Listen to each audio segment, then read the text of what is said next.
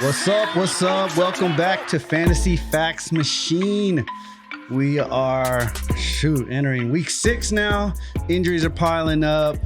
Everybody's a little bit, not everybody, but most people are a little bit desperate. Here with George, the True Factory Fuchs. I'm Kev Lou. We're going to go over some running backs that you can pick up and hopefully help your team.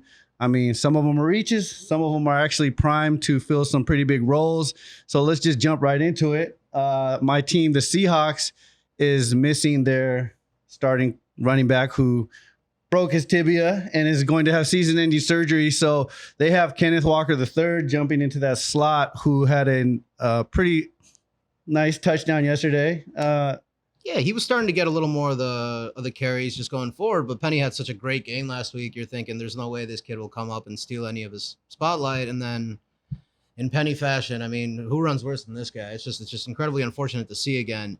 Walker he broke a 60-yard touchdown run yesterday. That was a very fun, high-scoring game. Again, we've talked about this all year. They drafted him in the first round to play him. He was a bruiser at Michigan State. He's going to be a big part of that offense. It's second round, but my apologies. Second round. But he's going to be a part of a really high-scoring offense, in part because that defense doesn't play defense. So, you definitely want somebody like that. I was able to pick him up at a 14-team league last week. I'm sure he's going to be, if he's available, the hottest waiver wire pickup right now. It's a good pickup. Thank you. Finally did something right. But if he's there, I'd spend a lot of that budget on him. Yeah, no, he yesterday he had 8 carries, 88 yards, and that touchdown. After the draft and when he got drafted by the Seahawks, there was a lot of strong publicity on him about how well he runs and what a talent he is. And the Seahawks obviously believed in him. And up until yesterday, he really hadn't shown anything. He had minimal carries for minimal yardage, but yesterday he showed that maybe he can fill that role. He's a power back. He's explosive. He's going to get all the carries in the world. So you get a chance, you take him. Yeah. The next guy is Raheem Mostert, another guy who had a very big game yesterday. Outside of Kev's pronunciation of his name, he must start him. That's why. Yeah, that's exactly it.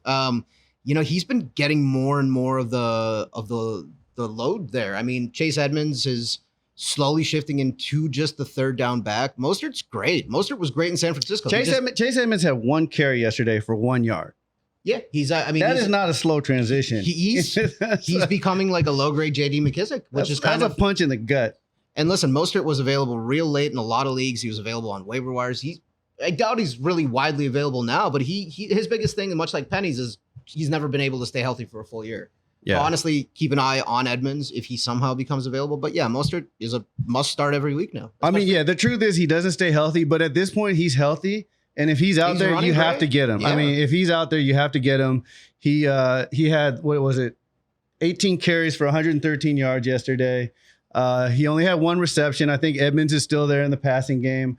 But Mostert I'm pretty sure he is the all-time leader in yards per carry. We can look this up. We'll have our intern research this, but he's out there. Go get him.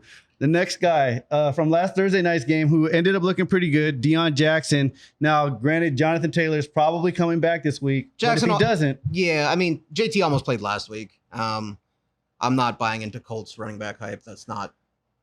Jackson might be a viable Hines backup because Hines got a concussion really early in that game.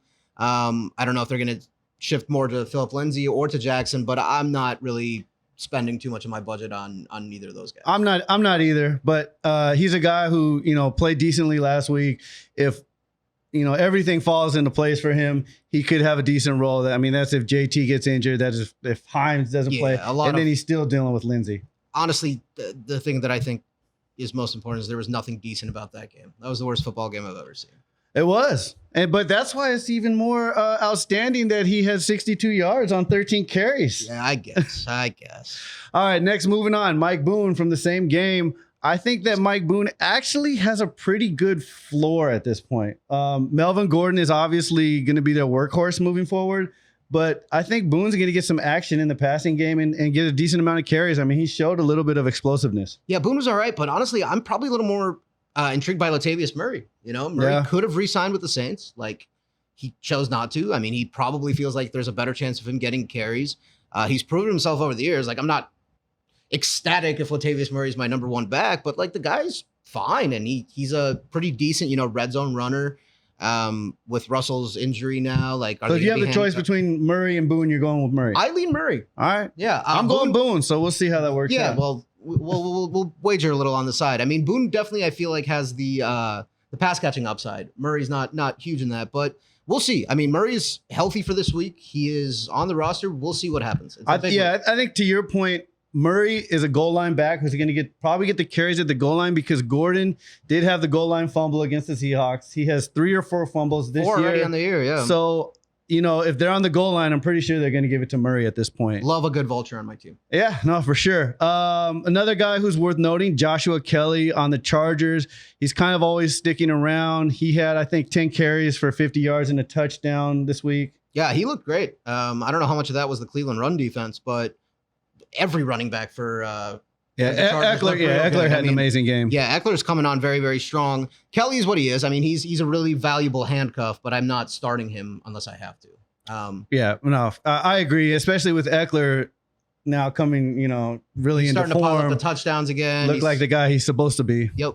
What about Brian Robinson on the Commanders, who is coming off a 2 gunshot wound injury? Very impressively, he had, I think, 9 carries for 30-something yards. Yeah, a pretty slow statistical day, but, they're excited about him. They want to use him. Gibson had the lowest usage he's had all year. Not surprising and actually fully expected.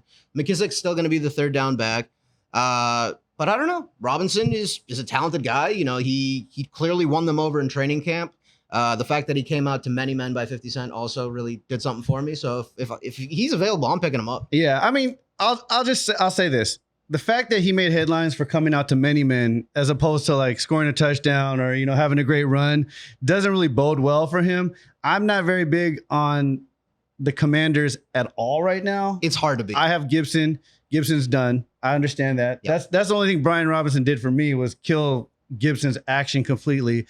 It's just hard to really play anybody on their team. I mean, McLaurin's not doing anything. Wentz went straight to shit. Yeah, well, he was the second highest scoring fantasy quarterback after 2 or 3 weeks, and now he's Trevor Lawrence. Fitzpatrick Jr., like we said. Yeah. How about Tevin Coleman, who is a Kyle Shanahan favorite?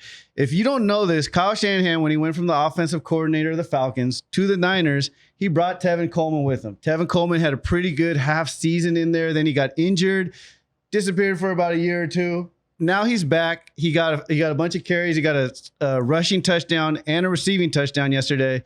And, he's getting used. Yeah. I don't know if he's stealing carries from Jeff Wilson. Again, another possible handcuff. But he might be stealing carries from Debo. You know what I mean? Like, I think Jeff Wilson's still going to get his carries, but it looks like Coleman's a part of the game plan. Yeah. And if he is, why not pick him up? I think the upside is rather limited unless Wilson goes down.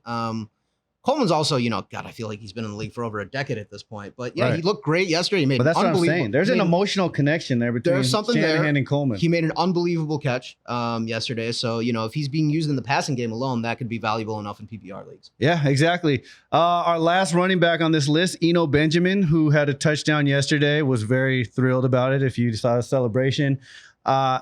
James Conner can't stay on the field. I feel bad for the guy. He left the game yesterday with a rib injury. And then you had Darrell Williams. I believe he left with an injury also. But Eno Benjamin is clearly going to be the guy if James Conner's out. I mean, Benjamin's the most explosive out of all the backs I think we've discussed here, outside of maybe Kenneth Walker. I really like what I see from him every time he touches the ball.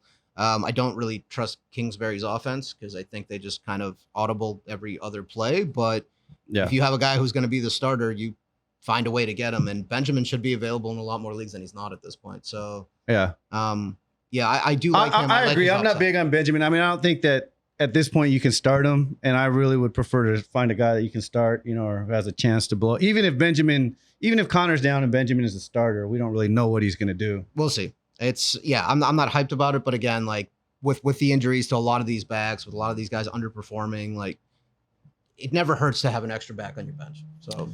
Very true. Very true. Anybody else that you can think of that we forgot to mention? It's hard to find guys right now that are really going to do all that much for you. The running back situation in the league has been incredibly weird. It feels like everybody should have just drafted Nick Chubb in the first round.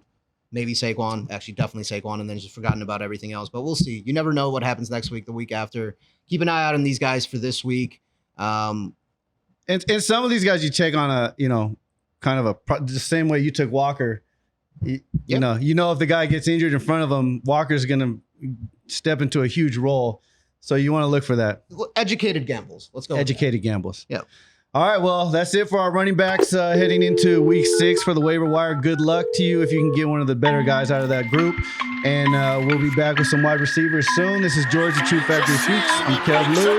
Peace. Set up my squad, wake up and pray. Turn on the tube, don't believe what they say. Get out my way, I got sleepers to play. Shooting my shot and I seen who you waved. You waving the flag, I'm just chasing the bag. All my team special, we taking it back. Doing our dance while you blaming the draft. I'm a machine, just stating the facts. I'm a machine, just stating the facts. I'm a machine, just stating the facts. I'm a machine, just stating the facts.